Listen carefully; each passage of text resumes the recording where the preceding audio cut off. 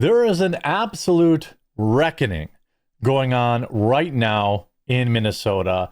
If you saw yesterday, I suppose the real things really kind of exploded on Sunday, Monday, Tuesday night. Last night was crazy because you had a bunch of these lunatics who wanted to destroy ICE vehicles, rob them, put their personal information out on the internet.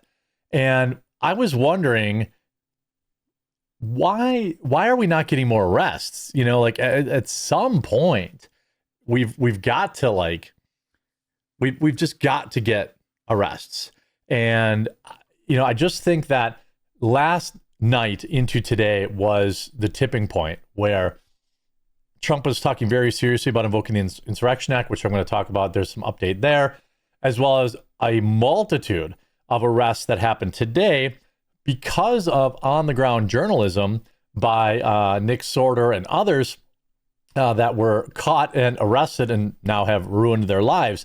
You just love to see it. And we're getting into all that after a super quick word from this video's sponsor. Shout out to this video's sponsor, Private Internet Access. Look, if you aren't using a VPN yet, you're completely missing out, and Private Internet Access is the one I use on all of my devices. If you've been following the news, you see that censorship, websites, apps are getting shut down in certain countries, all sorts of craziness. Well, a VPN helps you never have to worry about that. Private Internet Access also protects you from the prying eyes of hackers, internet service providers, and others that can view your personal data. Perhaps also just as importantly, Private Internet Access allows you to access region-restricted content from all over the world. Streaming services like Netflix, Amazon Prime, and more have different library options based on where you're located, and some shows simply cannot be accessed if you're not in the target location. Happens to me all the time. Many sports events also have regional blackouts. Well, VPNs can be a convenient way to make sure you're getting the content that you're paying for. Private Internet Access also allows you to protect an unlimited amount of devices all at the same time, so your entire household with a single subscription. And I've been working with Private Internet Access so long that I have an absolutely massive discount available to my viewers. Link in the description below. Get Private Internet Access today using my link. Save huge, protect your computers, access all the content that you've been paying for. All right. So let's start with Tom Homan. This evening, this ran tonight. Tom Homan is meeting with President Trump tomorrow on invoking the Insurrection Act in Minneapolis. This could be huge. If it's a viable option, if something isn't done, there's going to be more bloodshed. I think he's 100% right, like 100% right. And that's kind of the harsh language that Trump actually needs to hear. Is it time for the Insurrection Act, or would that just add gasoline to the fire? I don't think it would.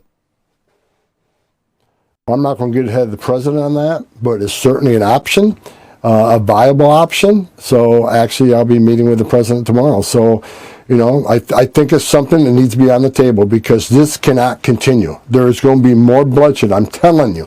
I hope I'm wrong. But well, he isn't wrong. Excuse me. He's 100% right.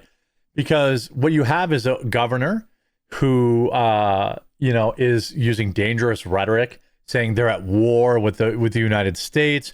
There, you have a mayor who is telling people to get involved and you know, basically encouraging people to get into fights with law enforcement. And after, you know, just after this video, you're going to see all the people whose lives have been ruined now. It's going to spread. Yet. There's going to be more bloodshed if something hasn't done.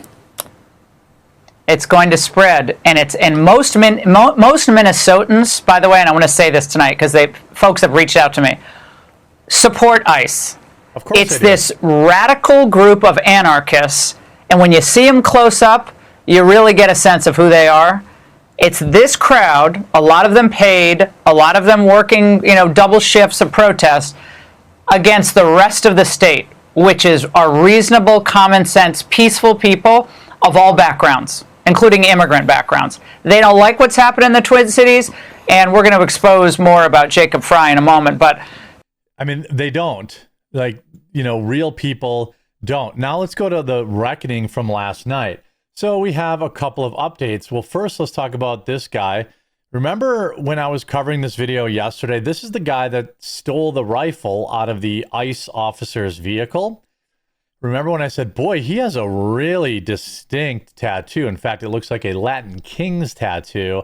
And we were watching the video footage in real time. It didn't take very long. Within minutes,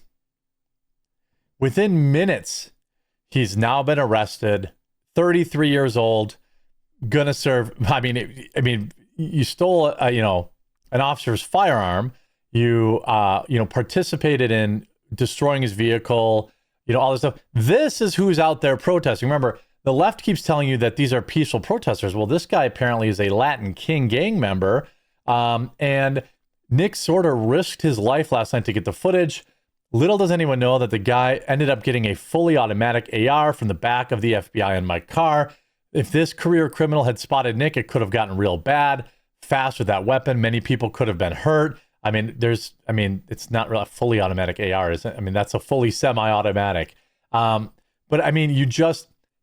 This is not working out for him. This guy, also seen at the scene, looting the vehicle. Guess what? The internet has identified him. Next one in the ATF. Here is who hooked the chain to the weapons cache in the FBI vehicle. Anyone that knows him needs to call the FBI now. Well, they have already found him. Apparently, it's Rico Johnson, allegedly. And, taking pictures of himself. Here he is, Rico on Instagram. The internet is absolutely undefeated. Like, that Latin King guy is going to get 20 years. This moron is going to get the same sentence. And it was all caught on tape because of the brave people on the ground reporting. Again, yet another, a good citizen, right? Just a good boy who cares about leftists, who walks around carrying a crowbar and use it to break into the weapons. The internet identified him within moments, and he is also facing charges. On top of all of that, this is even crazier. The Trump administration is now creating a database of all the leftist insurrectionists attacking ICE and will be broadcasting their names and faces, as well as contacting their employers. Now, this does make me look, if they're just there protesting, I don't really support that. But if they are involved in fighting with ICE, throwing things at ICE, committing any crime whatsoever, that I don't have a problem with. This via Tom Homan, also in the same interview. This job and these people who want to say follow ICE, and film ICE, what, you can protest. They have that right. But when you cross that line, and we've proven it, if you interfere or impede or assault an ICE officer, you will be prosecuted. And one thing I'm pushing for right now, Laura, we're going to create a database where those people that are arrested for interference, impediment, assault, we're going to make them famous. We're going to put their face on TV. We're going to let their employers in their neighborhoods, in their schools, know who these people are. Now, I will say, I think that's great. A database of American citizens. But let's not pretend. Let's not pretend that they don't already do that. Just to be totally brutally honest. But look, if they are completing or committing crimes, I support that. And sure, some of these employers are going to end up, supporting their behavior, and that's fine. But at least it's another deterrent for a lot of these like middle class wine moms who are out there committing crimes because some idiot on TikTok told them to. As you said, a lot of these people, they say they're taking time off work to protest. I bet you a lot of them are calling in sick. I bet you a lot of their employers don't know what they're doing. But we're going to make sure everybody knows who they are. We're going to broadcast. They want to broadcast the ICE officer that was nearly killed all over the internet. We're going to broadcast every one of these people we arrest. Okay, so we arrest. So if they've been arrested, I don't have any issue whatsoever with that. None. The people are done. Look, Donald Trump should have declared the Insurrection Act on last week already. This Pam Blondie coming in with today our ATF agents in Minneapolis alongside the Justice Department partners executed an arrest warrant on a known member of Latin King's gang. He allegedly stole FBI body armor, weaponry, in addition to a long list of prior violent crimes. These are the people who are out there protesting. Now, there are people, while there are people, obviously, who are, you know, not all-time criminals, but if it weren't for Nick Sorter's work, I mean, this idiot, you know, these people were caught on camera. They knew it was a weapons locker. Oh, wow. Oh, they get in, and... Oh, yeah, let's steal the gun. Oh, my God. Like, I mean, the guy's got a face tattoo. Like, what an idiot. You know, most criminals obviously are not very smart. But this is the thing. You know, here we have Kash Patel taking a break from his superstar girlfriend's country music career. Also pointing out this suspect, you know, talking about, hey, this suspect, we're giving $100,000. People are going to turn these people in. You know, that's what's going to happen. You know, all these people... you have this moron yesterday, Andrew Mercado, who calls himself a journalist, but had no problem broadcasting the personal information, addresses, phone numbers, and whatever, and like tactical plans of ICE officers. And ever since, you know, he screwed up so badly, you know, I don't know if he's posting still. But he had, oh, here we go. This is finally open again. Looks like he's broadcasting again after deleting all the evidence that I am assuming is going to lead to crimes. Again, 1 minute ago, he's back on the streets. Look at all that. He's got 34 viewers. And why would you want to tune into this? Look how lame this is. All right, check in. We're back. You know, this guy's going to end up getting, you know, a call from the FBI. He's pretending like he's not. But what I saw some posts going around where he's trying to fundraise already because he knows that he's going to have to, you know, defend himself in court. Federal law enforcement are now detaining suspects in Minneapolis while anti-ICE insurrectionists harass and attack them. You know, bring federal charges. This is, again, you are 100% fine, 100% fine to peacefully protest. Like, quite literally, you know, I don't agree with you, but you can. But the people that are breaking the law, the people that are hurting people, the people that are throwing rocks, frozen bottles of ice, whatever the case is, it's time to go. You see this? Minneapolis school employees tell us these whistle packs are being handed out at every school district, in every school in the district. We are directed to follow instructions on the flyer if we spot ICE in the school. Why a whistle? A simple tool for fast alerts, loud, recognizable. So code 1, ICE nearby, blow in a broken rhythm. Code 2, blow in a continuous steady rhythm. ICE is detaining somebody. I mean, who is funding this? And, you know, you were talking about the school districts, the teachers union, okay? Like, why all of these people are obviously, you know, well-funded, well-organized. Breaking, one of the leftist agitators involved in the attack on FBI vehicles in Minneapolis last night has reportedly been identified as Mira Atobel Resendez. Just days ago, Ilhan Omar was protesting with her. The University of Minnesota has now scrubbed her from the website. She was arrested today, I'm pretty sure, too. Going through the officer's stuff. You know, these Terrys stick together.